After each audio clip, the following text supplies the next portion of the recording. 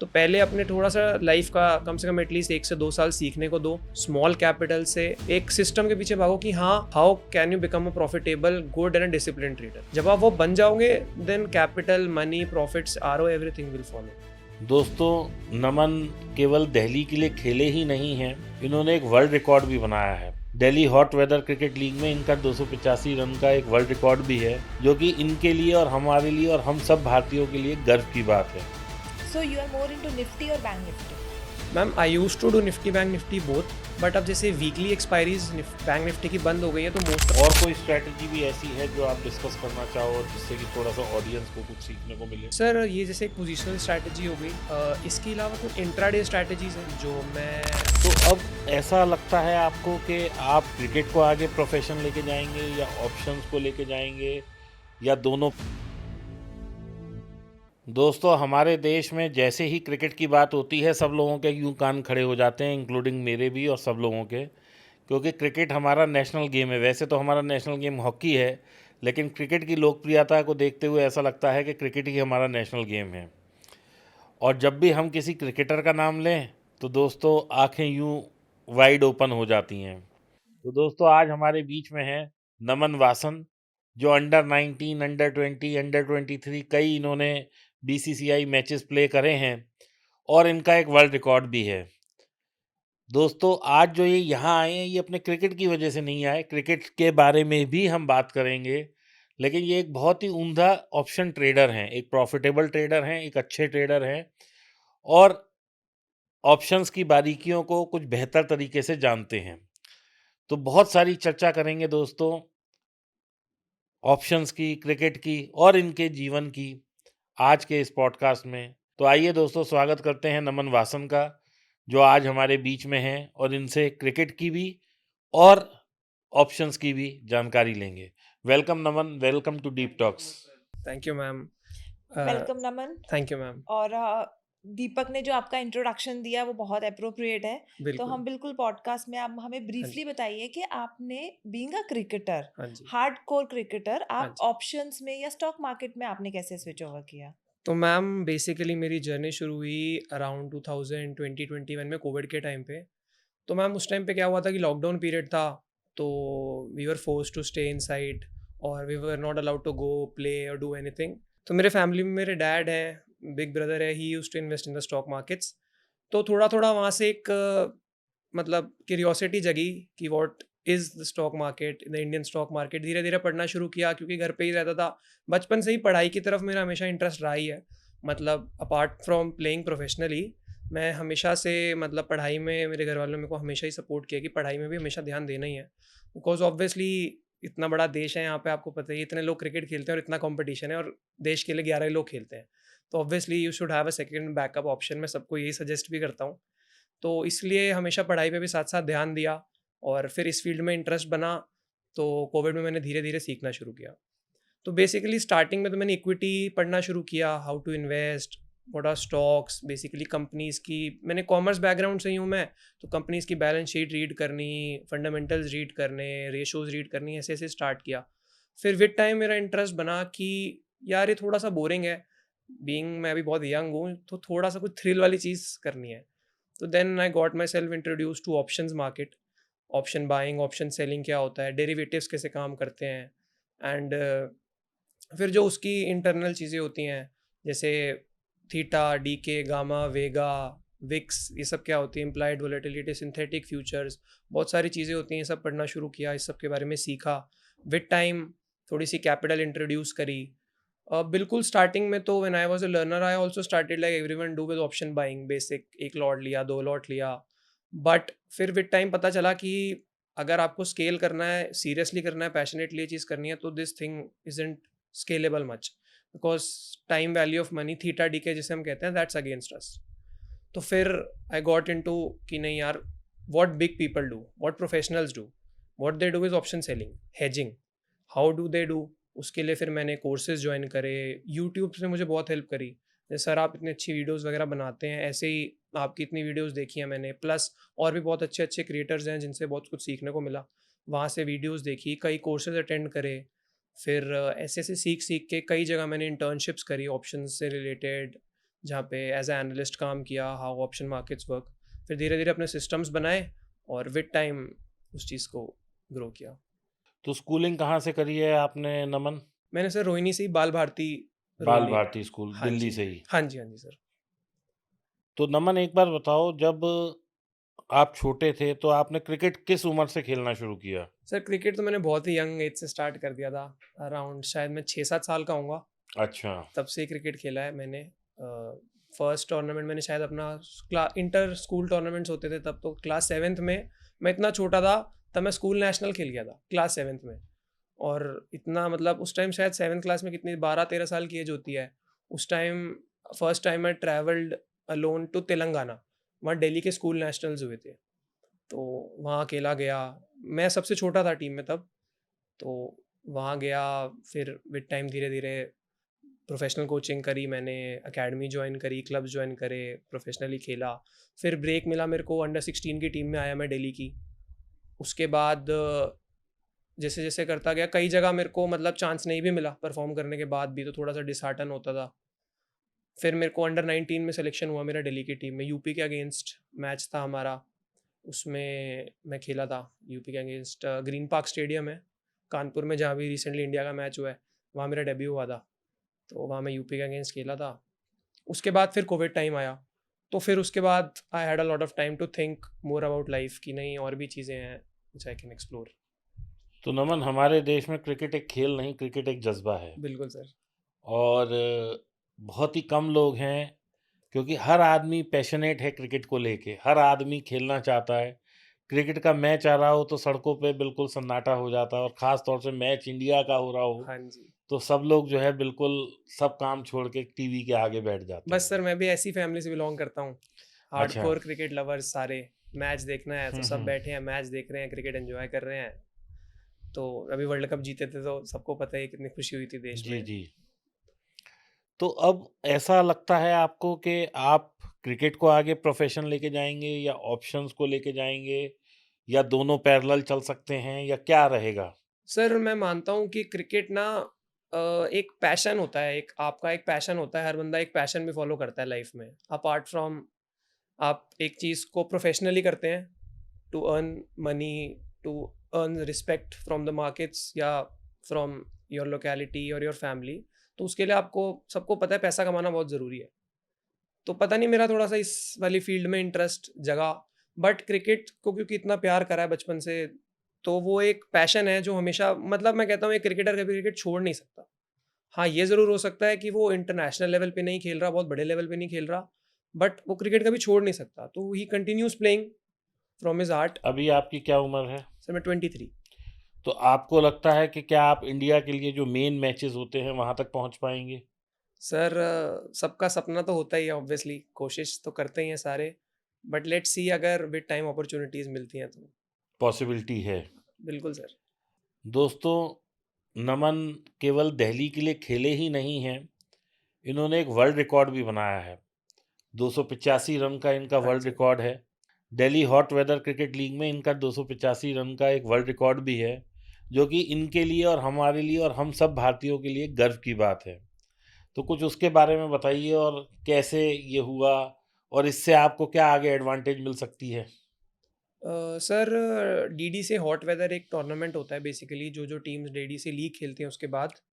तो अपना एक्सपीरियंस बताइए इसमें, और इसके बाद जो नाम और शोहरत मिली उसका आपका क्या वो है? नहीं सर, ये actually DDCA hot weather cricket tournament का हमारा मैच था, pre quarter final Shri Guru Gobind Singh college of commerce में, जहाँ पर मैंने 98 बॉल्स पे ये 285 रन्स बनाए थे। तो बहुत ही अच्छी फीलिंग थी। मतलब उस दिन के बाद मुझे बहुत कॉल्स, बहुत मैसेजेस भी आए, फैमिली वगैरह में सबको पता चला, इसकी बहुत एडवर्टाइजिंग भी अगले दिन न्यूज़पेपर वगैरह में आया, हर जगह कटिंग्स आई, हेडलाइंस आई। तो बहुत अच्छा लगा, काफ़ी अपॉर्चुनिटीज़ भी मिली उसके बाद। तो उसके बेस पे ही जैसे अब मेरा इस साल भी दिल्ली के अंडर 23 टीम स्क्वाड में नाम था, तो काफ़ी अपॉर्चुनिटीज़ मिली उसके बाद, काफ़ी हेल्प हुई उस चीज़ से, काफ़ी अच्छा लगा। तो इसमें ये सारी बात तो ठीक है, धन कितना है? सर जब तक आप कोई बहुत बड़े लेवल पे नहीं खेल रहे हो, बेसिकली एटलीस्ट आईपीएल लेवल या रणजी ट्रॉफी या एटलीस्ट मतलब इंडिया ए वगैरह नहीं खेल रहे हो, तब तक काफ़ी आपको मतलब खुद से स्ट्रगल करना पड़ता है, खुद से फाइनेंशियली अपने आप को मेंटेन करना पड़ता है, क्योंकि ये थोड़ा-सा मतलब एज़ अ बैट्समैन तो काफ़ी एक्सपेंसिव स्पोर्ट है। 50-50 हज़ार रुपए के तो बैट्स ही आते हैं। उसके बाद सामान, किट बैग लेना, जाना-आना मैचेस में, अपना सारा डाइट मेंटेन, जिम करना वो, तो it requires some money too. तो उसके लिए भी मैंने स्टार्ट किया था बेसिकली स्टॉक मार्केट्स, कि एटलीस्ट मैं अपना खर्चा साथ-साथ बेसिकली थोड़ी मैच फीस वगैरह जब मुझे मिली थी, नेशनल्स में मेरे को मिली थी, उससे ही मैंने उसी के कैपिटल से स्टार्ट किया था एटलीस्ट। 2018-19 में मेरे को एक स्कॉलरशिप मिली थी दिल्ली से, अराउंड 3.5 लाख रुपीज़ की। उसी को मैंने basically as a introductory capital markets में डाला। उस टाइम पे काफ़ी कोविड के बाद जो बुल रन आया उसमें काफ़ी मेरे को अच्छा रहा, इक्विटी में इन्वेस्ट किया था, अच्छे प्रॉफिट्स भी हुए, तो उसी से ही मैंने अपनी जर्नी भी स्टार्ट करी। तो उससे मुझे ये होता था कि हाँ at least I have a backup, कि मेरे तो को 3.5 लाख से जो जर्नी शुरू हुई वो आज कहाँ तक पहुँच गई? तो सर अभी मैं करंटली अराउंड 1 सीआर की कैपिटल से ट्रेड कर रहा हूँ। 1 सीआर से ट्रेड हाँ कर जी। रहे हैं। तो आपकी जर्नी मैं मानूँ 3.5 लाख टू 1 करोड़ तक गई हाँ जी ma'am, through after covid basically. After covid. अच्छा, एक आउट ऑफ ट्रैक क्वेश्चन है नमन, ये बताइए कि आपने कहा कि आप काफ़ी टाइम से क्रिकेट खेलते हैं, तो क्रिकेट की वजह से क्या आपको कॉलेज में एडमिशन में बेनिफिट हुआ है स्पोर्ट्स कोटे में? एब्सोल्युटली मैम, मेरा श्री गुरु गोबिंद सिंह कॉलेज जो मैंने मेंशन किया उसी में ही मैंने ग्रेजुएशन भी वहीं से करी है और पोस्ट ग्रेजुएशन भी वहीं से करी है, और मेरा एडमिशन भी स्पोर्ट्स के बेसिस पे हुआ स्पोर्ट्स था। के बेसिस पे हाँ जी। हुआ। जब स्पोर्ट्स के बेसिस पे हो रहा था तो फिर आपने ऐसे कॉलेजेस क्यों नहीं सर्च किए जैसे Shri Ram college of commerce या सेंट स्टीफंस या दिल्ली के जो और बहुत नामी ग्रामी कॉलेज हैं? सर सेंट स्टीफंस में भी मेरा एडमिशन हो रहा था, हम्म। सेंट स्टीफंस में भी हो रहा था, और श्री राम में तो क्रिकेट कोटा नहीं है। अच्छा। हाँ, तो सेंट स्टीफंस में मेरा एडमिशन हो रहा था, मेरा बस एक इंटरव्यू राउंड रह गया था। बट सर एक्चुअली क्या है कि स्टीफंस में क्रिकेट बिल्कुल भी उस लेवल पे नहीं खेला जाता, अपॉर्चुनिटीज नहीं है। दे अच्छा। Don't play tournaments, college tournaments, they okay. Don't play much, they don't have a ground for players to practice much. तो गुरु गोबिंद सिंह कॉलेज में काफ़ी अच्छी फैसिलिटीज़ हैं, प्लस वहाँ कोचेस वगैरह भी नोन थे, ओके। तो उनके थ्रू तो इस उनका वजह से अच्छा सेटअप है क्रिकेट काफ़ी को अच्छा लेके। सेटअप है मैम। ओके। हाँ जी। तो नमन, फिर आपने बताया आपने इक्विटी से स्टार्ट किया यस मैम। और इक्विटी में आपने एक अच्छी अर्निंग करी। हाँ जी। तो अभी हम डायरेक्ट उस पर आते हैं कि आप ऑप्शन सेलिंग करते हैं yes basically. Ma'am. So option selling की कोई ऐसी स्ट्रैटेजी बताइए जो कि हमारी ऑडियंस जिससे बेनिफिट कर सके एंड मनी मेकिंग कर सके। मैम सो बेसिकली अगर मैं बताऊं, अगर मैं अभी करंट रिजीम के हिसाब से किसी को भी सजेस्ट करूंगा, कोई नया या कोई भी प्रोफेशनल अभी मार्केट में ट्रेड कर रहा है, तो मैं यही सजेस्ट करूंगा कि जैसे हम लोग देख ही रहे हैं कि एक्सपायरीज बीच में काफ़ी बढ़ गई थी, फिर अब सेबी ने वापस एक्सपायरीज कट ऑफ कर दी। तो इसका रीज़न था कि वोलेटिलिटी कंट्रोल में नहीं है, वोलेटिलिटी बहुत हाई है, स्पाइक्स आ रहे हैं बहुत ज़्यादा। तो नेकेड ऑप्शन सेलिंग या नेकेड ऑप्शन बाइंग दोनों इस टाइम बहुत ज़्यादा रिस्की है। नमन, वो तो अभी भी ऐसा ही चल रहा है, कोई मुझे तो चेंज लगा नहीं मार्केट में। हाँ मैम, ऑब्वियसली अब अगर आपने सुना हो जेन स्ट्रीट वगैरह के बारे में, तो जेन स्ट्रीट क्या करती है, वो बेसिकली ऑप्शन के प्राइसिंग को डिस्टर्ब करके रिटेलर्स के एसएल लगाने की ट्राई करती है। तो बेसिकली इसका जो मैंने सॉल्यूशन ढूंढा था, जिस पे मैं काम कर रहा हूँ, बेसिकली मैं कैलेंडर स्ट्रैटेजीज पे काम कर रहा हूँ। तो कैलेंडर्स बेसिकली क्या होते हैं, they are positively vega strategies. उसमें क्या होता है कि अगर वॉलेटिलिटी आईवीज स्पाइक होती हैं, तो अगर आप शॉर्ट वॉल हो, मतलब आप शॉर्ट वॉलेटिलिटी स्ट्रैटेजीज में हो, तो आपको लॉस आएगा। पर बेसिकली क्या होता है, कैलेंडर्स में अगर वॉलेटिलिटी आईवी स्पाइक होती है तो आपको प्रॉफिट्स आता है, क्योंकि आपकी जो ऑप्शंस होते हैं वो सेल के साथ साथ बाय भी होती हैं अगली एक्सपायरी के। तो अगली एक्सपायरी की, आगे के एक्सपायरी के ऑप्शंस बाय करने में क्या होता है कि जो डीके होता है वो आपके अगेंस्ट नहीं होता। तो बेसिकली डेल्टा मूव आता है तो आपके फेवर में होता है, आईवी स्पाइक आती है तो आपके फेवर में होता है। तो बेसिकली मैं इसलिए कैलेंडर्स को यूज़ करके उनकी एडजस्टमेंट्स करके अभी करंटली काम कर रहा हूँ। और अगर मैं एक स्ट्रैटेजी के बारे में बात करूँ, तो करंटली मैं ये ट्राई करता हूँ कि on the basis of my view, अगर मेरा साइडवेज व्यू है, साइडवेज टू बुलिश या प्योरली बुलिश व्यू है, तो मैं एक बुलिश कैलेंडर बनाने की ट्राई करता हूँ। यूं ही अगर मेरा वैसे बेयरिश व्यू है या neutral to bearish sideways view है, तो मैं एक पुट साइड का कैलेंडर बनाने को प्रेफर करता हूँ। और कितना रिटर्न निकाल लेते हैं आप इससे मंथली, अगर मैं पूछूं? मैम एवरेज मंथली, मैं थोड़ा सा रिस्क एवर्स हूँ, मैं थोड़ा सा रिस्क कम लेता हूँ, मैं mostly less risky strategies run करता हूँ, तो मेरा एवरेज मंथली रिटर्न 3-4% का आ जाता है।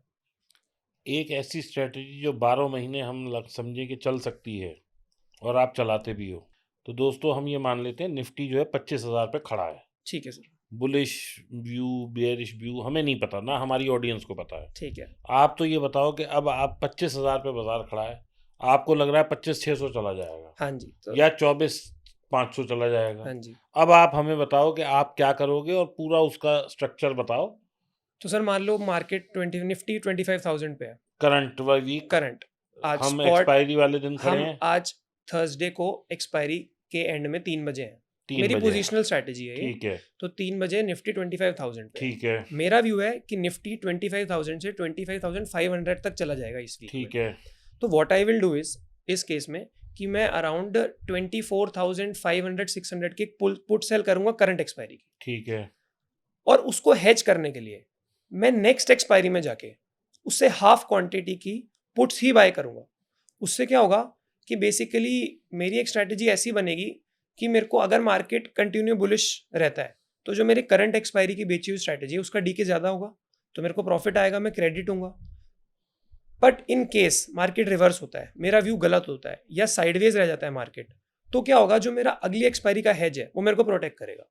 अगर मैं करंट एक्सपायरी का हेज लूंगा तो वो मुझे उतना प्रोटेक्ट नहीं करेगा, बट मेरा आगे की एक्सपायरी का जो हेज होगा, क्योंकि उसमें क्या है कि डीके हमारे साथ है, डीके नहीं होगा क्योंकि वो भी 2 एक्सपायरी आ गई है, मंथली एक्सपायरी मैंने बाय कर रखी है, तो डीके मेरे साथ है, तो थीटा डीके नहीं होगा, चलो तो मुझे अब हम प्रोटेक्ट इसको ऐसे करेगा। समझते हैं कि अभी चल रहा है 25,000, हाँ, तो आप 24,500 बेच दोगे करंट एक्सपायरी। करंट हाँ एक्सपायरी, जी। और बाय कौन सी करोगे?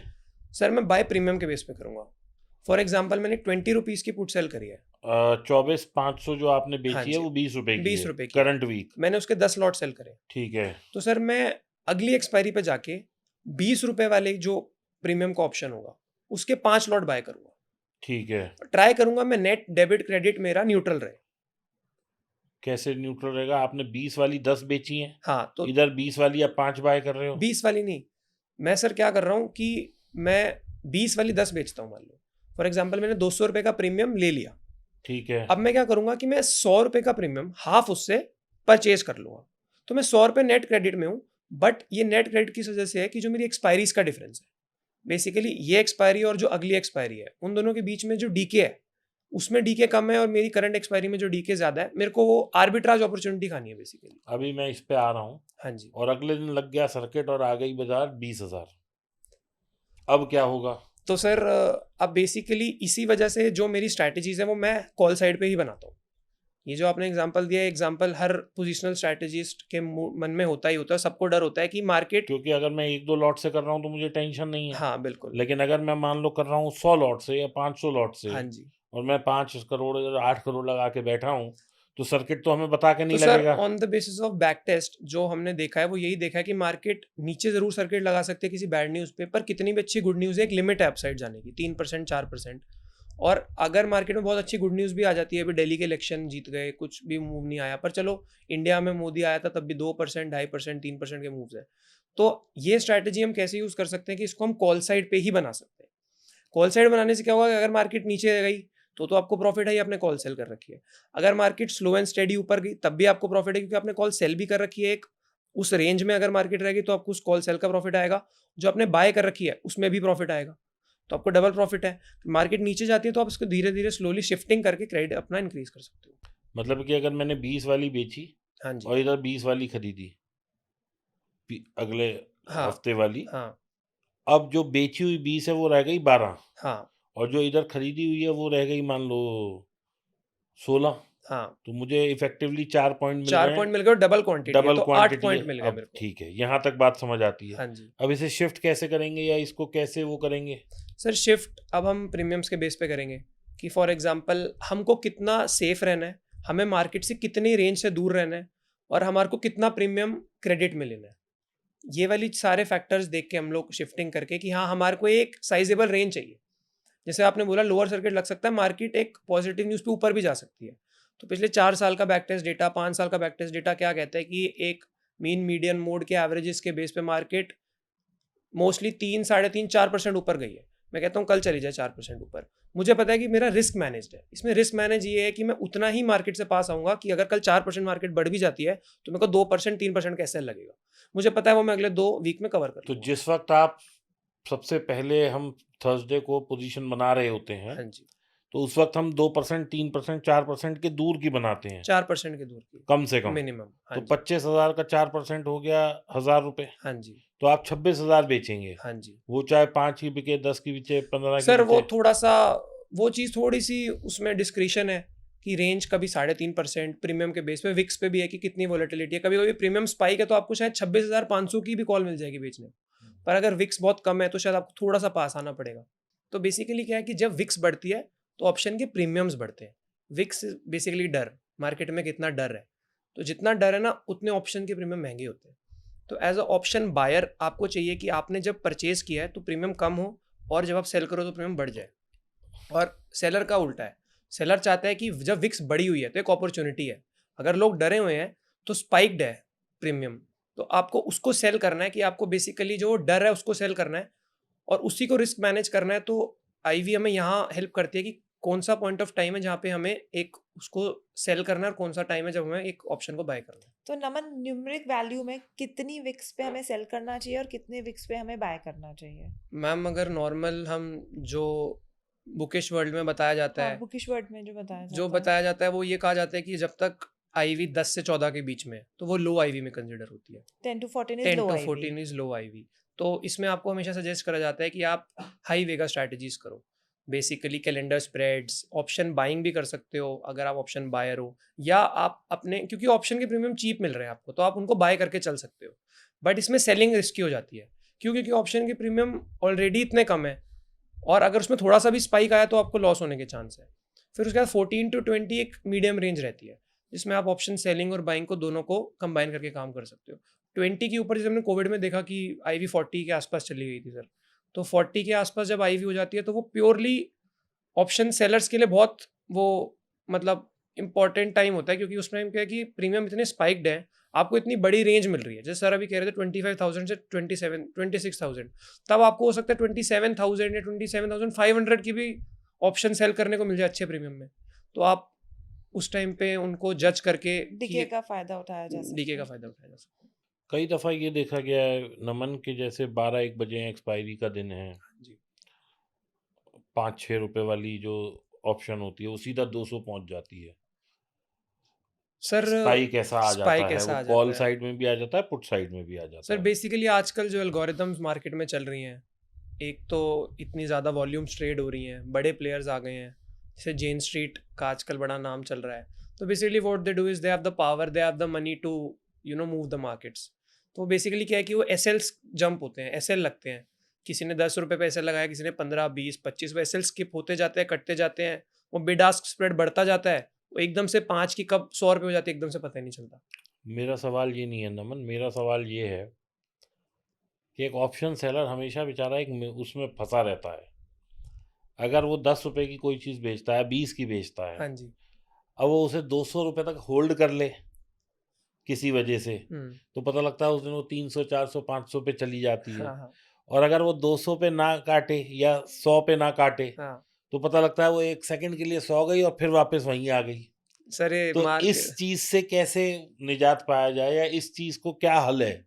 सर, मार्केट तो फुल ऑफ रिग्रेट्स कहते ही है ही, बट मेरे हिसाब से इसमें रिग्रेट करने से बेटर मैं ये मानता हूँ कि अपने रिस्क को सिस्टमेटिकली पहले से मैनेज करना चाहिए। कि अगर आपने 5 का बेचा है तो आपको पता होना चाहिए आपका एसएल 10 है। अब वो 100 जाए, 200 जाए, 500 जाए या 100 से जाके वापस आ जाए, आपको रिग्रेट नहीं होना चाहिए। आपने 5 की बेची, आपका व्यू गलत हुआ, वो 10 हो गई, आपका एसएल लग गया, एंड इट देयर। हाँ, वो वापस 100 से जाके नीचे आ रही है, आपको लगता है कि आप वहाँ पे एक री एंट्री बना सकते हो, तो that's a different case. But आपको हमेशा फर्स्ट प्रायोरिटी आपकी अपना एसएल लेना और रिस्क मैनेज करना ही रहना चाहिए। कितना रिस्क या कितने परसेंट ऑफ कैपिटल का रिस्क एक अच्छा रिस्क है? सर मेरे हिसाब से जो मेरा पॉइंट ऑफ व्यू रहता है, मैं पर ट्रेड 1 से 1.5% का एसएल रखता हूँ ऑन माई टोटल कैपिटल, और पोजीशन साइजिंग में उस हिसाब से ही करता हूँ। फॉर एग्जांपल मैं 10 लाख रुपीज़ से एक ट्रेड ले रहा हूँ, तो मान लो कि मेरे को 10,000 रुपीज़ का एसएल लेना है, तो हो सकता है कि मैं जो ट्रेड ले रहा हूँ मेरे को पता है कि इसमें शायद थोड़ा सा एसएल बड़ा हो सकता है, तो मैं क्या करूँगा कि मैं 5 लाख रुपीज़ से लूँगा वो ट्रेड, और अपना एसएल 1% की जगह 2% कर दूंगा। 5 लाख का 2% एसएल कर दूंगा, तो क्या होगा कि मेरा वो 10 लाख पे तो इफेक्टिवली 1% ही एसएल रहेगा, पर क्या होगा कि मेरे पास होल्डिंग कैपेसिटी बढ़ जाएगी। 5 लाख पे 2% का एसएल, तो मेरे पास 2% का एक एरिया ऑफ वो रहेगा कि हाँ, I have some time, I have some वो to give the market to, तो एटलीस्ट मैं वहाँ से हो जाऊंगा। तो इसमें तो जब प्रॉफिट आएगा तो वो आधी कैपिटल पे ही आएगा, तो सर उस पे बिल्कुल, कैलकुलेशन बिगड़ जाएगी हमारी। सर हम बिल्कुल, फिर 4% या 3% महीने की रिटर्न पे कैसे पहुंचेंगे? सर मेरे अकॉर्डिंग अगर किसी मंथ हम 1 डेढ़ 2% कम कमाते हैं तो दैट्स बेटर कि हम किसी महीने 7-8% का ड्रॉ डाउन ले लें, क्योंकि 8% का ड्रॉ डाउन कवर करना मेंटली और एज अ वो थोड़ा सा टफ है सबके लिए। फिर एक टफ ड्रॉ डाउन फेज सबके लिए टफ रहता है। एक 8-10% का ड्रॉ डाउन लग जाए उसके बाद वो ऐसा नहीं कवर नहीं होगा। अगर आपको नॉलेज है, आपके पास एक्सपर्टीज है, स्ट्रैटेजीज है, वो कवर हो जाएगा। बट मैं प्रेफर करता हूँ कि किसी महीने 4 की जगह 2% बन जाए, ड्रॉ डाउन से बेटर है। तो मेरा ऐसा पॉइंट ऑफ व्यू रहता है कि मैं हाफ ROI हो जाए मेरे किसी मंथ में, बट मेरा ड्रॉ डाउन ना बढ़ाओ, मेरा ड्रॉ डाउन कम ही रहे। नमन, ये जो आपने अभी बात करी कि ड्रॉ डाउन कम रहे, ये तो वो लोग बोलते हैं जो बहुत एक्सपीरियंस ट्रेडर्स होते हैं थ्रू द ईयर्स। तो आपका ऐसा क्या एक ट्रिगर पॉइंट था कि आप इतनी सेंसिबल बात बोल पा रहे हो? क्योंकि हमारे पास हमने ये देखा है कि जो जितने एक्सपीरियंस ट्रेडर्स हैं वो भी ये बात नहीं बोल पाते या इस चीज़ को अडप्ट नहीं कर पाते अपनी डेली ट्रेडिंग में। तो ये आपको कैसे रहा कि आपको लॉस कम ही कम लेना है? बिकॉज यू आर यंग, तो you have a more risk taking capacity as compared to us. So how did you like manage your psychology for it? Ma'am obviously it was tough starting में। With time I develop my mind set like that. To be very honest, I try to learn from the experts only. कि मेरी कभी भी discussion हुई तो जैसे जो लोग इस मार्केट में काफ़ी पुराने हैं, जिन्होंने इस मार्केट को सच में कैप्चर किया है, जिन्होंने सच में पैसा बनाया है इस मार्केट से, I try to learn from them कि उन लोगों की साइकोलॉजी क्या है। वो आज एक ही सारी, अगर आप किसी भी, जैसे हम बड़े ट्रेडर्स की बात करते हैं, जितने भी बड़े बड़े जो प्रॉफिटेबल लोग हैं जिन्होंने इस मार्केट में इतना अच्छा किया है, उनकी साइकोलॉजी क्या होती है कि रिस्क मैनेज करके चलो, अपने ड्रॉडाउन्स को प्रोटेक्ट करके चलो, with time you will be profitable. पैसा बन जाएगा, रिस्क मैनेज करना इंपॉर्टेंट है, अपने कैपिटल को बचाना इंपॉर्टेंट है, और अपने ड्रॉडाउन्स को मैनेज करना इंपॉर्टेंट है। So you are more into Nifty or Bank Nifty? Ma'am I use to do Nifty Bank Nifty both, but अब जैसे वीकली एक्सपायरीज बैंक निफ्टी की बंद हो गई है तो most of my systems run in Nifty only now. Okay. हाँ जी। नमन, एक तो आपने ये हमें कैलेंडर स्ट्रेटजी हाँ बताई जी अपनी सर। कि इसको आप करते हो हाँ और जी। जनरली इसको ज़्यादा करते हो। हाँ जी और कोई स्ट्रेटजी भी ऐसी है जो आप डिस्कस करना चाहो और जिससे कि थोड़ा सा ऑडियंस को कुछ सीखने को मिले? सर, ये जैसे एक पोजिशनल स्ट्रैटेजी हो गई। इसके अलावा कुछ इंट्राडे स्ट्रैटेजीज हैं जो मैं अपने एल्गोस के ज़रिए करता हूँ, जो मैंने खुद के लिए डेवलप करी हैं। My brother is a coder, तो मैंने उनकी हेल्प लेके वो स्ट्रैटेजीज कोड करी, उनको बैक टेस्ट किया, उनको रन किया। तो जैसे पहले एक्सपायरी ज़्यादा थी तो I use to run them almost every day, but अब नाउ हफ्ते में 2 ही वीक एक्सपायरीज है तो वो 2 ही दिन रन करता हूँ। बेसिकली रोलिंग स्ट्रैडल्स की strategy I use. Basically we sell a straddle for example at 9:30 in bank Nifty, Nifty. Bank Nifty, अच्छा, whichever is the expiry index of that ठीक day. है। Now, what 3 things can happen? एक तो market can stay there, simple. मैंने एक 100 रुपये की call बेची, 100 रुपये की पुट बेची, मार्केट पूरा दिन साइडवेज रह गई, दोनों जीरो हो गए। जीरो नहीं हुए बट डीके मिल गया, जो मुझे मिल गया, मेरा कोई एसएल नहीं लगा। मेरा 25% फॉर एग्जाम्पल दोनों तरफ का एसएल है। ओके। अब फर्स्ट सिनेरियो हो गया कि मार्केट साइडवेज रह गई। सेकंड सिनेरियो क्या हो सकता है कि मार्केट बुलिश हो गई। अब सेकंड सिनेरियो में क्या होगा कि मेरी कॉल साइड का एसएल हिट हो जाएगा, तो 125 का एसएल गया, पुट साइड में प्रॉफिट आ रहा होगा क्योंकि पुट भी सेल है। वो हो सकता है 80 की हो गई हो, 70 की हो गई हो। अब यहाँ से एक नया बेस क्रिएट हो गया। अब मेरे पास एक पुट सेल है सिर्फ नेकेड। अब क्या हो सकता है, अब मार्केट फॉर एग्जांपल 25,000 से सर स्टार्ट हुई, 25,100 गई, वहाँ पर मेरा कॉल का एसएल लग चुका है। मैं ब्रेक इवन पे ही हूँ, मान लो सर 25% का एसएल लगा, 25 रुपीज़ मेरी दूसरी कॉल पुट टूट चुकी है। अब क्या हुआ कि 25,100 एक बेस बन गया। अब सर हो सकता है यहाँ से मार्केट रिवर्स हो जाए। जैसे हमने देखा है इतने सारे रिवर्सल्स आते हैं, तो क्या हो सकता है कि जो मेरी पुट साइड है वो एसएल खाने आए, उसका भी तो 125 पे एसएल है। तो what we can do is to protect our loss, उसको हम कॉस्ट टू कॉस्ट एसएल कर देंगे।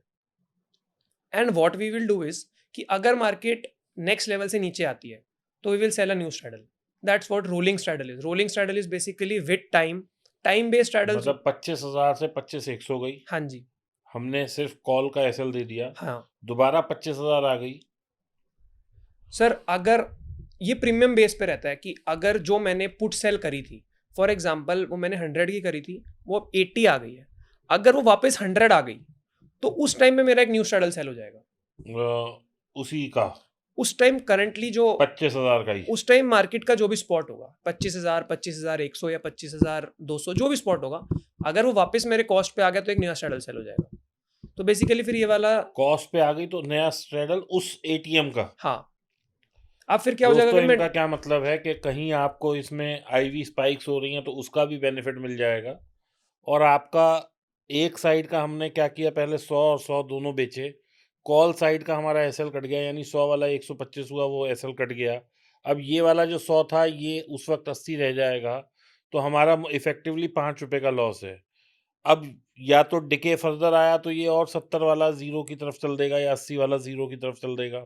अगर किसी वजह से दोबारा 100 आ गया तो इस पे एसएल होएगा या ये इस पे कुछ नहीं होगा? एसएल तो है ही, कॉस्ट। एसएल तो एट कॉस्ट हो जाएगा और नया स्ट्रैडल। दोस्तों इसका एसएल टू कॉस्ट हो गया और नया एटीएम का एक स्ट्रैडल बिक गया, यही सर हुआ। उससे क्या हुआ कि मार्केट पूरा दिन में जब भी एक तरफ मोमेंटम आएगा, अब हम 20-25 रुपीज का एसएल दे रहे हैं, बट हमारी जो भी लेग जीरो होगी उसमें पूरे 100 पॉइंट्स मिल जाएंगे।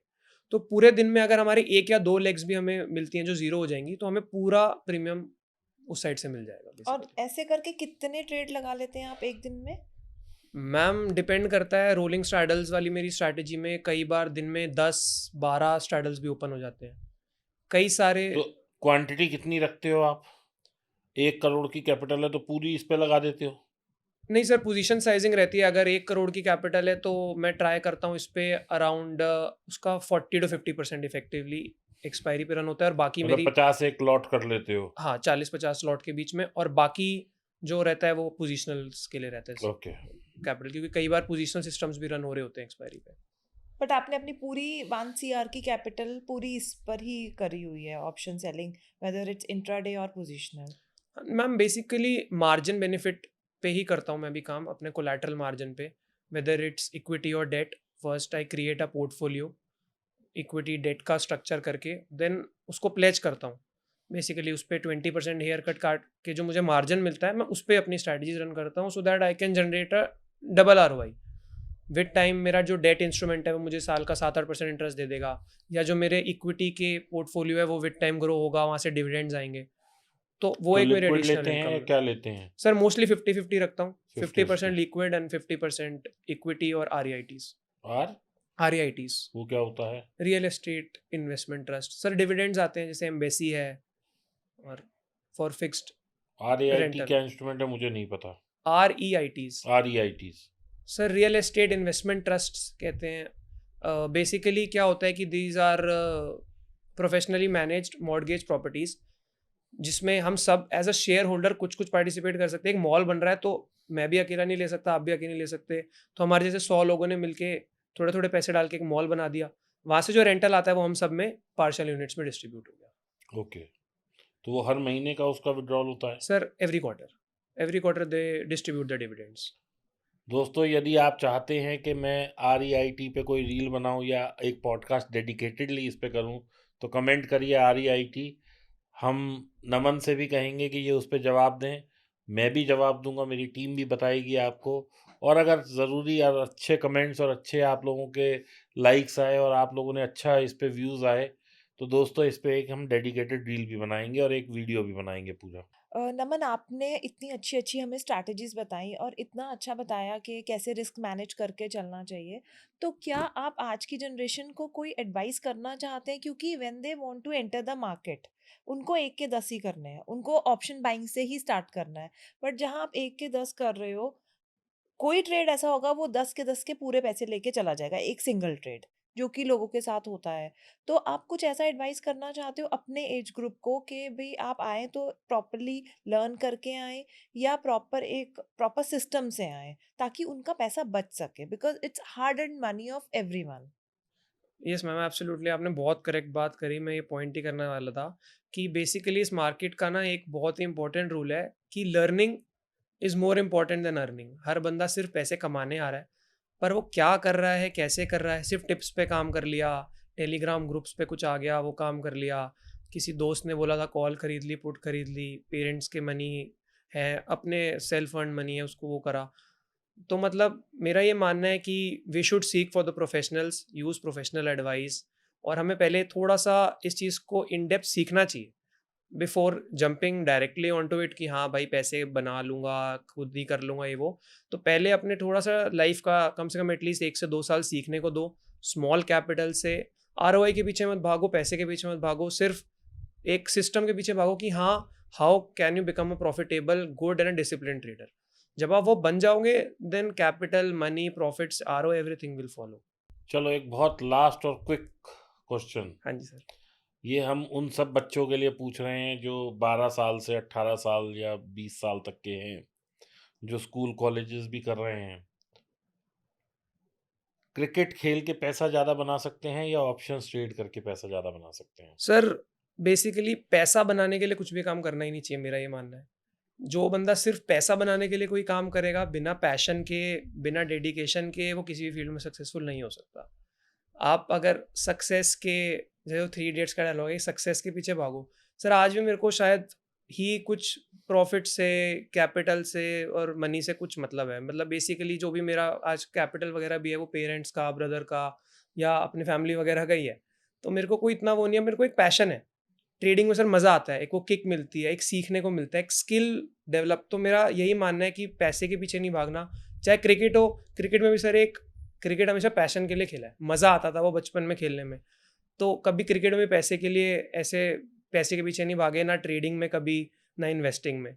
एक प्रोसेस है जिसके साथ चल रहे हैं और उसमें मज़ा आता है, उसमें एक पैशन फॉलो होता है, एक सारा वो माइंड बड़ा अच्छा रहता है, आपका पॉजिटिव रहता है अगर आप सिर्फ अपने स्किल के लिए और अपने पैशन को फॉलो करते हो। अगर सिर्फ आप मनी के पीछे भागते हो, तो मेरे हिसाब से आपका इतना वो पॉजिटिव अप्रोच नहीं रहती लाइफ को लेके।